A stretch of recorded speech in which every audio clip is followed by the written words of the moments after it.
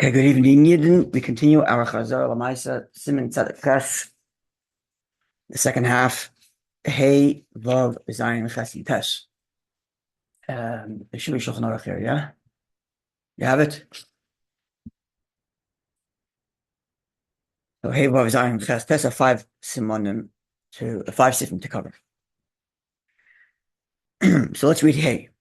Im Yodua, Kamohu Ha'isr, if you know how much a prohibited item the Keilim absorbed, right? The last case was, or the last halacha was, that considering that we don't know how much is absorbed and how much is exfoliated, is given off, we therefore measure the 60 nullification ratio at the highest possible amount. So when you're looking at a food item that falls into a pot, you have to nullify the size of the food item, even if you extract the food item, even though you follow the required halacha of extracting the food item. You still go by the max that could be, and the max that could be is its own size.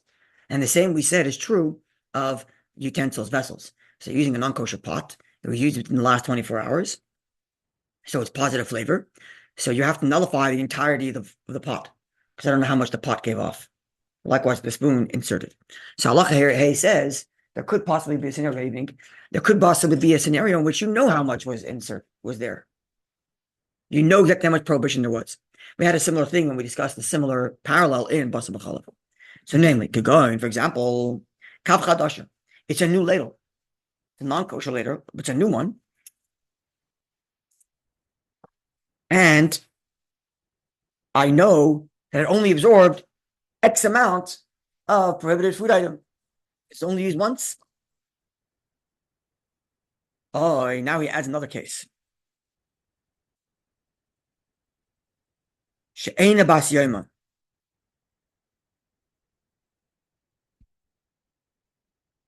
Let's just do milk and meat. It becomes easier. Use that as an example. So it's been 24 hours since you used that ladle for meat. And now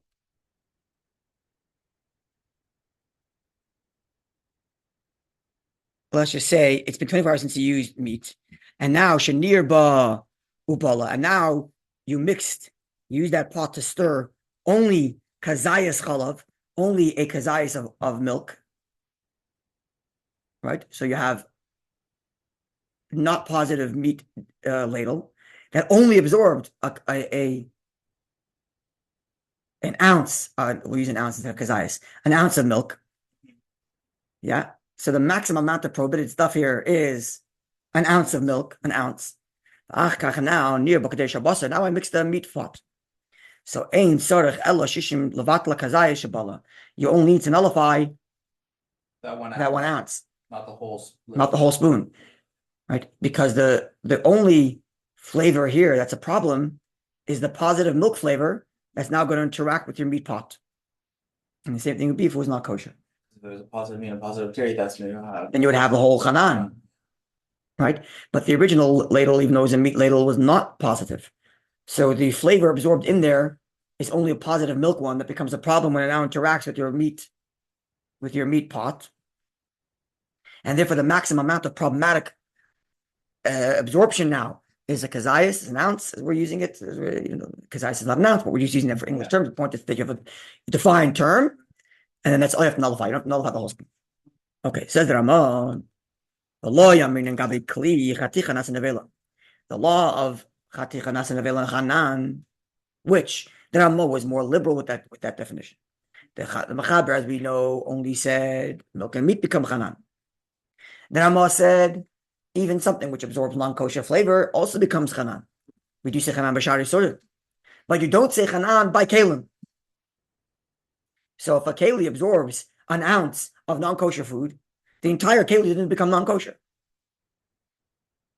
If a piece of bread absorbed an ounce of non-kosher food, then the entire bread would become Chanan, because the Ramah says Chanan b'shari Isurim. But that's only if there's food. A ladle, which is only an ounce of non-kosher absorbed in it, you're not going to say Chanan of the whole ladle. Or in the case of here, there's an ounce of Basar B'Chalav in that ladle. So the basar b'chalav in there might be chanan, but the ladle itself is not going to become chanan, and therefore I only need to nullify the ladle, the ounce. You're saying, if the ladle goes into something that's Only an ounce. basar b'chalav, like 1 ounce of basar b'chalav. Correct. Of tray. Which was the previous case. An ounce of milk is in there, and I mixed it into the pot. There's only an ounce of basar b'chalav in that ladle. Not the whole ladle becomes a basar b'chalav, because the ladle doesn't become chanan.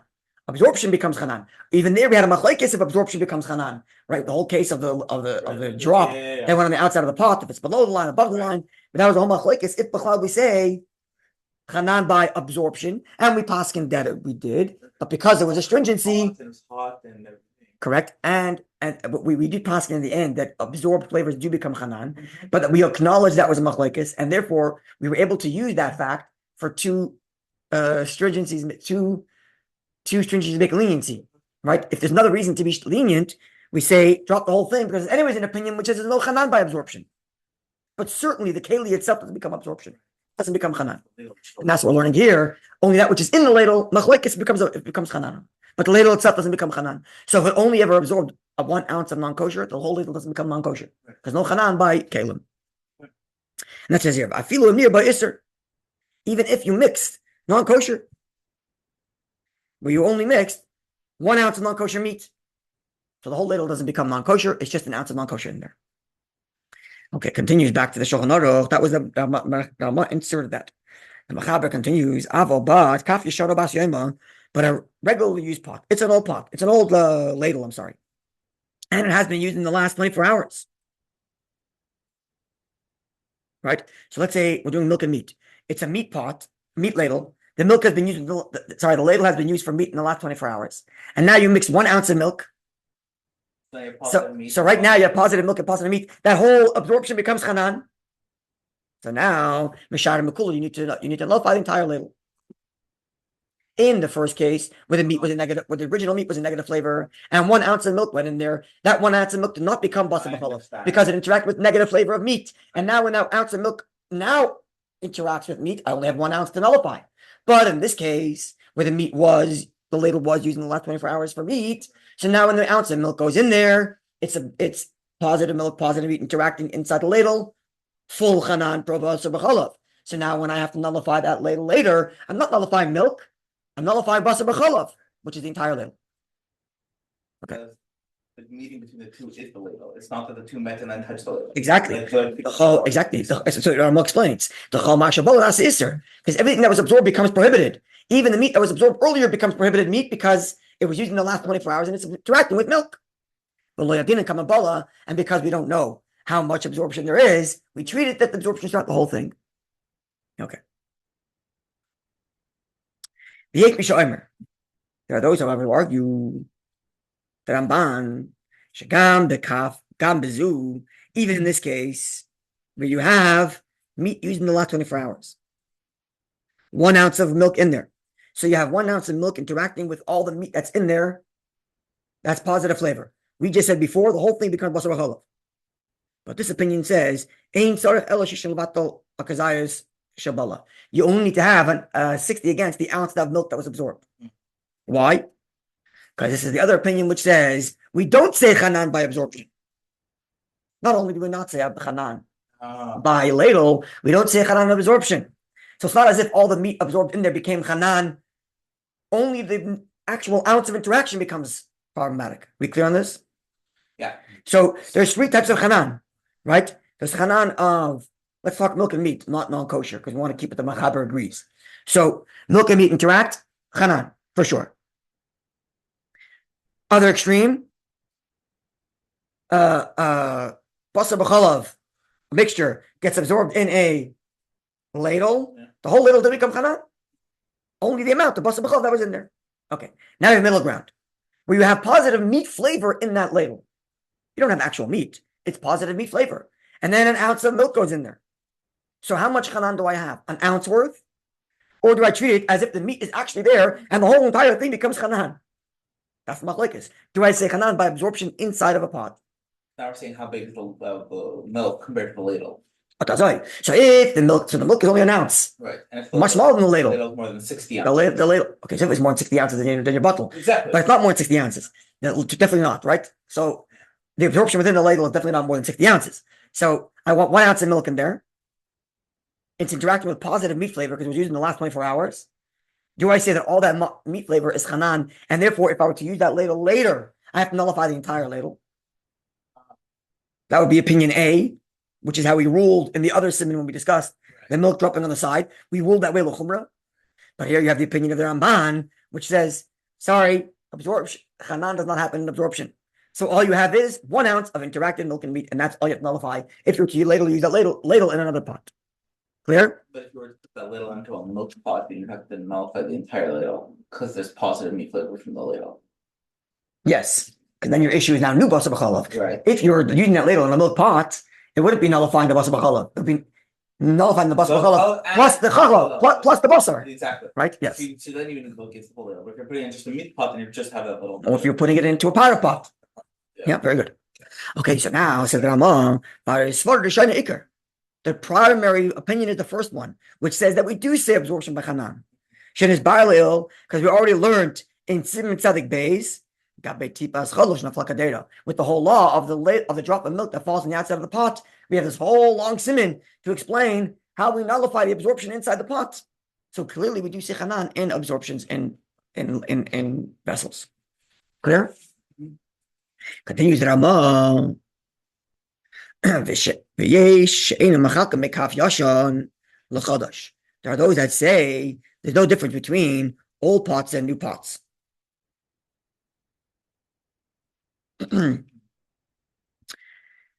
Whether or not anything was in there before or not, they only make this distinction between earthenware and other vessels that are made out of other material, wood and metal.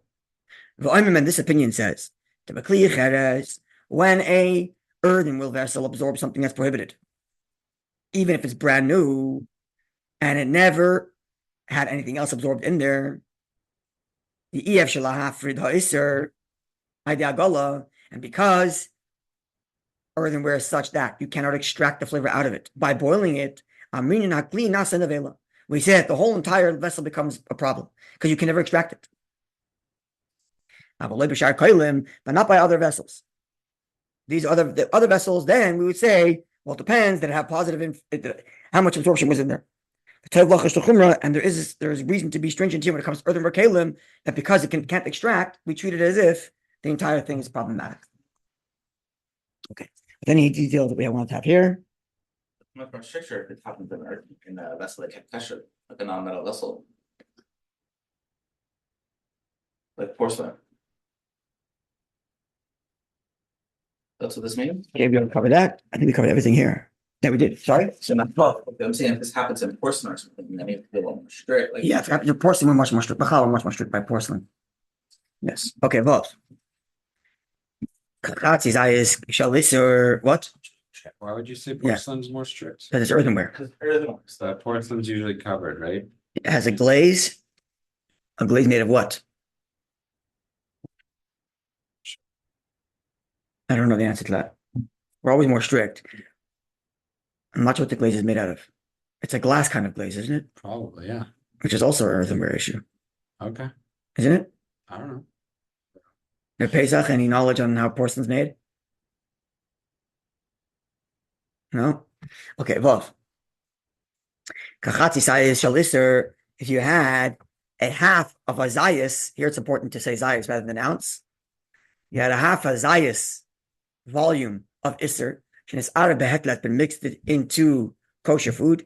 Tzarech shishim chatzoi zaysim hetel avatloj. You have to have 60 half kazesim, which would be a 30 kazesim, to nullify Aaron, to nullify the prohibited item. Why would you think otherwise? Why would you think otherwise? What's the chiddush of the din? He said if you have a half a kazayas, you need to have 60 times half a kazayas. What's the chiddush of the din here? Because biblically speaking, one is only liable if they eat a qualitative amount. And that the biblical halachic qualitative amount is a kazayas. Under a kazayas, biblically doesn't exist. So half a kazayas is only Rabbanon. Okay, it's a machlokes if chatzi shir is also Rabbanon or not. But either way, even if you say chatzi shir, half the amount is considered also the Rabbanon, you still need to have 60 to nullify it, even though biblically it maybe is not such much an issue. That was Vav. Now comes halacha zayin, which is not really relevant today. I'm saying so in advance so you don't go freaking out about how you make your eggs. We just follows. An egg which has a bit of a has a the egg already has a chicken already in it. I've been to backward countries once upon a time. Crack open an egg and you see little pieces. No, not the eggs coming out of the chicken. You crack open an egg and you find a chicken in it. Or like you saw the beginning of a chicken starting to form. You go to some old backward countries, you can find those. I've seen it. Or you keep it down, or you find some blood. Again, doesn't apply today. I'll explain why. So and this egg was now cooked with other eggs. So you need to have not 60 against it, but you need to have 61 against it. Why? The reason is because you have some eggs that are bigger and some eggs that are smaller. So it's possible the egg that you have that's non-kosher is actually bigger than the other eggs. So if you only have 60 other eggs, you will not nullify it by 60 because the egg you're pulling out is bigger. So 61 to create a circle margin of error. So if there's little blood, you're seeing the entire egg. Yes, it's problematic. It's problematic. But as I mentioned before twice, it's not applicable nowadays. And the reason it's not applicable nowadays is because today our eggs and the blood spots in there are not real blood and egg spots because our eggs don't come from farms where they have males. Their eggs are produced by just synthetic heat. It's not from fertilization from any male. So those eggs that you eat will never become chickens. Cannot become chickens. There's no male interaction. They have like a system of heating to make the chickens produce eggs. So the eggs that you have today, it's all shalom b'chalal if the blood that we have in eggs in the supermarket are even a problem. Unless you're buying mamish organic eggs, or you're going straight from the farm where there's like if you have a chicken coop in your backyard and there's a male and a bunch of female chickens, you're taking the eggs, then maybe it's a problem. The blood in is a real problem. The blood we have today is not a real problem. So we're much more lenient about it because primarily the blood that we are moving out of our eggs nowadays is from Maris Ayin primarily. So this halacha doesn't apply today because this halacha is talking about we have chicken from your actual coop and you open this blood there. That's the beginning of the formation of a chicken. So you have to have 61 other eggs to nullify it because again, the size of the egg are not equal. Okay, clear? Half the world has that issue. But when you open it, there's still blood Where? in the egg. So Today? yeah, let's say. Yes, but it's not the blood. It's Okay. not blood because of relations with a male. Correct. So Not, what? Isn't it still blood? not halachically speaking. It's not a problem of them. You could eat it. In theory, Not so why are we checking? Why are we checking for it? Maris Ayin, Maris Maris Ayin. Ayin. Yep. Okay. Which is why we're very lenient about like having just the majority of eggs, 3 eggs in the pot. Right. Where other leniencies in some places they do spot checks. They don't even have to check every single egg necessarily. They're doing like mass produced. They're doing like bread or something, and they're breaking hundreds of eggs a day. They don't necessarily check every single one. Mm-hmm. Whatever. There's different because it's different item of leniencies. Because again, it's not Because the main problem is Maris Ayin. correct. Okay, where they're holding the minion there. We have 2 more sif, 2 more sifim. Test. I think we can finish it. It's not a lot. Test. Cow, the udder of a cow, which has residue of milk in there, and it's meat, so it's an inherent problem of basar b'chalav. We skip the siman tzaddik, which describes how to kosherize a udder. We skip that siman; it's not relevant. It's very complicated. But if you didn't go through the process of getting rid of the kosherizing as you were supposed to, and that udder is now cooked in other food items, again, is batal v'tishim v'chamishim, you can nullify it by 59 times its amount, not 60. Why? Because the udder itself is also meat that nullifies the milk in it. Right? So in the case of the egg, you have to have 61 against the egg because the egg might be too big. So you want to have margin of error by having 61 eggs there. The udder itself serves as meat that combines with the other meat that's nullifying the milk that's in the udder, and if you only need to have 59 times the amount, not 60. Okay. Said that I'm not comment. All prohibitions that we have today, that is not in the temple times and not in Eretz Yisrael, all of them will be nullified by 60. With the exception of chametz on Pesach which is nullified by none. You have no nullification there. And yayin nesach and wine that's yayin nesach that's poured for that was used by a non-Jew. Kasher is bar as will be explained in their sets in the relevant respective sets of halacha. So nowadays you only have 60. Relax.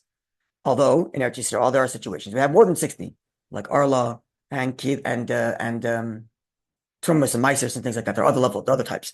But us here outside of Eretz Yisrael, we only have a 60 ratio, except for Chametz on Pesach and Yayin Nesach. Continues in Ramah. On one condition. Innocent time. That the prohibited item does not give any flavor. The kadera in the dish, in the food, in the stew, right? Because the whole point of nullification by 60, again, as we said yesterday, is that that's the measure by which the Chacham determined the flavor is gone. But if the flavor is still there, I don't care if you had 60. The flavor is still there, it's still problematic. And therefore, but if it does give flavor off into that stew, and the item that's in there is itself a prohibited item. Not that it absorbs something prohibited. So it's prohibited salt, which is always going to be tasty. I feel Bitul, even 1,000 times the ratio will not be nullified. Because man shemar gishin time, so long as you can taste the flavor. Because the whole point of the 60 against just to get rid of the flavor. And over here you haven't got rid of it. Therefore, as he says, melech patavlin, salt and other spices. Midvarm David Taima, whose job it is to produce flavor. Im asurim if they themselves are prohibited, not because they absorb prohibition. Right? We had once before salt that absorbed blood, that we don't say that the blood goes as far as the salt itself goes. Right? But in a case where the salt and the spices themselves are prohibited, let's say it came from Avodah Zarah, those salt and spices, then they would not be nullified by 60 because the flavor is still there and recognizing. Okay, where are they holding? Start already? Yeah. Pesach, if you don't mind, we're going to pause. We're going to have mincha. I'm going to come back in 10 minutes and finish the last sif. Okay. Do we have any specific details from the egg? We can address that.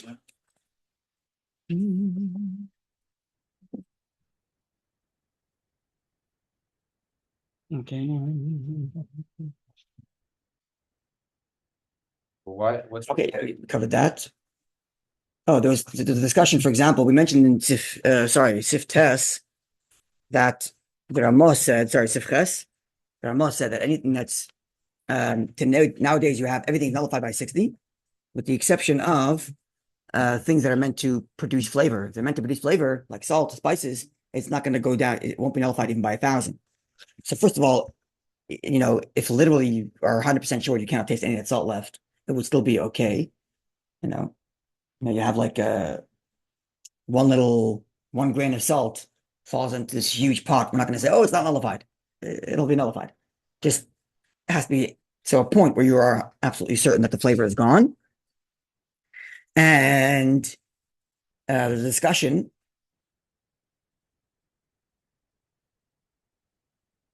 about eggs, onions, and garlic. They're also meant to produce flavor, not to the degree that salt and pepper would, let's say. You'll have to have more onion to produce the flavor ratio to the rest of your pot. Nonetheless, it's going to be require more than 60 nullification. So you have to be certain that it's actually nullified by more. So especially if you're Ramah, where the onion is Chanan, if it absorbs something non-kosher, you'd have to have a much higher nullification than 60 for onions and garlic, considering it to produce more flavor. Spices pop, even a small bacon. Hmm? I'm saying even a drop, like a pinch, can drastically alter it. Really, Correct. Really, like Correct. let's just throw it out if it is. Okay, yes. Data, a stew, a pot that's hot. You have 95, we're going to call it 59, I'm sorry. You have 59 ounces, we're going to call it, of kosher items. This is what we talked about yesterday when we weren't figuring out the math, but we got it straightened out. So you have 59 ounces of kosher permitted food. And then then you have 2 ounces fell in. 2 zaysim we're calling them ounces. One is of dam, and one is of non-kosher fat. So 2 different non-kosher problems, 2 different Isurim combined are 2 ounces, fall into something which has 59 ounces. So now, each of the 2 prohibited items will be part of the 60 against the other thing that fell in.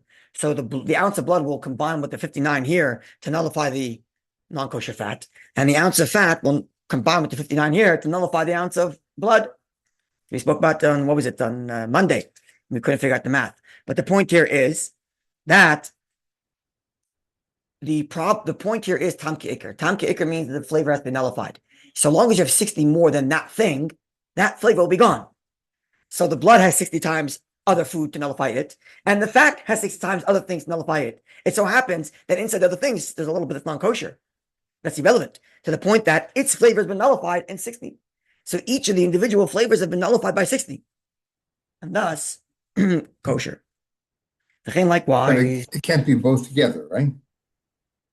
Okay, so the discussion if it's one after the other or if they come together. So if you follow the Ramah that you say, the Shach says this, the Taz and Shach say this, if you follow the Ramah, that Chatir Chanas and Navel, even other Isurim, so if the blood falls in first, everything became Chanan. And they have to nullify the whole thing. If you follow the Ramah, that Chanan by other Isurim. So yes, but according to the Machaber, even if one after the other would be fine. Because there's no Chanan by Shari Isurim. You only need to nullify the ounce that fell in, not the whole thing. But if everybody agrees that if you drop both the blood and the fat at the same time, then correct. Then it would not work. Then it would work because you have no Chanan. It would work anyway, even if you drop them together. According to the both together, then it works according to everybody.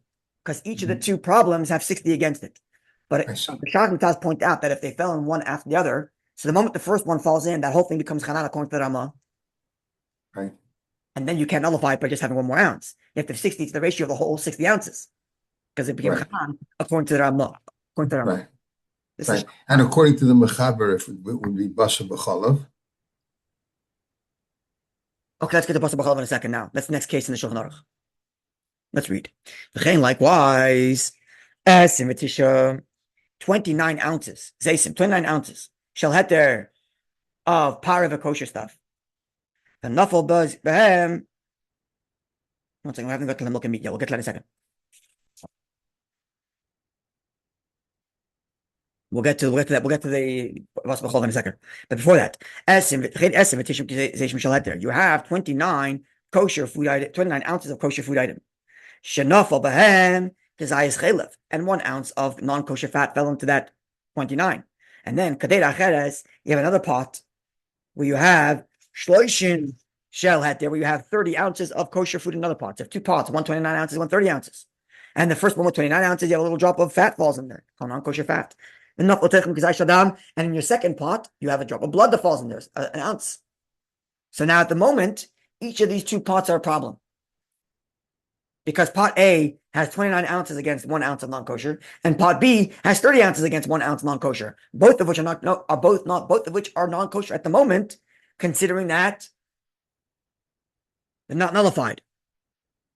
Now, what would the Ramah say about these 2 pots? Based on what we just heard from the Shach and the Taz. No? What would you say? 2 pots. One's 29 ounces. One's 30 ounces. 29 ounces gets an ounce of fat. 30 ounces gets an ounce of blood. What does the Ramah say about these 2 pots? Chanan. Chanan. So what we're about to say doesn't work according to the Ramah. But the Machaber says, when it's argu b'shoigig, and then the 2 by mistake combined, you cannot combine them together according to the Machaber. Because you cannot intentionally put prohibited items through a nullification process. But over here, unintentionally, these 2 pots combined, and now you have 59 kosher against 1 ounce fat, 1 ounce blood. Says the Machaber, mutter, the whole thing is kosher. So even though before they mixed, they were a problem, now that they're mixed, they are a problem, because you nullify the flavor absorbed in each of them. Ramah would say they're both Chanan. That's Chanan of Shari Isurim. Okay. But now when it comes to Basa B'chalav, let's see what the Ramah says. The kosher can more so. B'shnei zaysim. 2 ounces. Echad shabzina, 1 ounce of cheese, of dairy, the echad shel basar, and 1 ounce of meat, where they fell into 2 different par of pots. Well, let's say they didn't fall into 2 par of pots. You have a pot of 59 parva, right? You have 59. You have a pot of 59 parva, and 1 ounce of milk falls in, and 1 ounce of meat falls in. So the milk has 69 against it, including the meat, and the meat has 69 against it, including the milk. Right? That would also work. Certainly here, because over here, there's no chanan happening. There's no chanan happening in milk and meat because it's heter. It's totally permitted stuff. Even if it fell one after the other, 1 ounce of milk falls in first. It's not chanan. It's not as if the whole thing now is milchik. There's only an ounce of milk in there. We don't say chanan by basar b'chalav until the milk and meat actually interact with each other. Right? So if you have a pot of 59 ounces and an ounce of milk falls in, it's not all milchik. And if you have an ounce of meat falls in later, it's nullified. By 60, including the 60, that's the meat, that's the milk. And the milk in turn is nullified, including the 60 that has the meat in it. Because at no point did anything become chanan, even in the Shach and Taz observation. Following? And therefore, the same thing would happen like this. If you had a par of a pot of 29 ounces and 1 ounce of milk, another par of a pot, 30 ounces and 1 ounce of meat. They didn't become chanan. They didn't become chaticha of basar and chalav. They became par that has basar and chalav in it. And then the 2 mixed. You have nullification because you have 60 ounces against the ounce of milk and 60 ounces against the ounce of milk meat, even though in those 60 ounces happens to be 1 ounce of the opposite type. Okay. Yeah, covered that. Obviously, if the milk and meat interacted first and then fell into the pot, right, then you couldn't do this because you would have 59 ounces against 2 ounces of chanan, basar b'chalav. So the basar b'chalav interacted before it fell into the pot. You couldn't nullify it in there because that would be 2 ounces trying to be nullified at 59. Right. But if they went in consecutively, milk, then meat, then it would be nullified. By the time the meat falls in, there's 60 ounces against it. And when the meat falls in, there's 60 ounces against the milk. But only if the milk, in other words, you have to measure. And that's the difference from the taruvais. That if you took the blood and the oil, the blood and the fat, and you put them together, that would be okay. So there's where chanan and basar But b'chalav. if you put the milk and the meat together, of course, that's basar b'chalav and it's chanan, so it wouldn't be okay. Correct. So here's a good point where chanan of shari isurim becomes more stringent than chanan of basar b'chalav. Because the chanan of basar b'chalav will only happen when they interact with each other. And so long as they haven't interacted with each other, they can nullify in the 59. Each one borrowing the ounce from the other one to make up the 59 to 60 against it. But in shari isurim, as soon as one goes in before the 60 against it, the whole thing becomes chanan. So you really need like one, you really need like the dairy drop in one pot and the meat drop in another pot and then they mix. Or one after the other. They're not right. Milk falls in, Right. There's no chanan of milk here, and meat falls in, you're nullified by 60 already. Right? So this is a good point. So you have to just ask yourself in each of these cases, was there ever a point that allowed for something to become chanan? And if it didn't, then it can combine to be part of the 60 to nullify the next thing that's coming in. But if it did become chanan, then it can't. Clear? Yeah. Okay, so that concludes Siman Tzaddik Ches. Hashem's help. Sunday morning on Zoom only at our regular time, 10:30. I hope to keep it to the schedule, 10:30 Sunday morning. We'll do our intro share too. I believe next week is just Tzaddik Test. I don't think it's Tzaddik Test and Kuf. It's just Tzaddik Test next week, right? I think so. Sunday morning, 10:30, and I hope God willing on Wednesday as well, unless I'm forced to be driving then. Oh, But otherwise, I will do Wednesday. If not, it'll be Thursday. Yeah, the wedding is Tuesday night. So I'm coming back on Wednesday. If Yeah, my 1-year-old cooperates and allows me to drive back in time, then I'll do the shit Wednesday night. Otherwise, I might do Thursday night. Okay, have a good day, a good evening, Eden. Bayach. I like earlier time.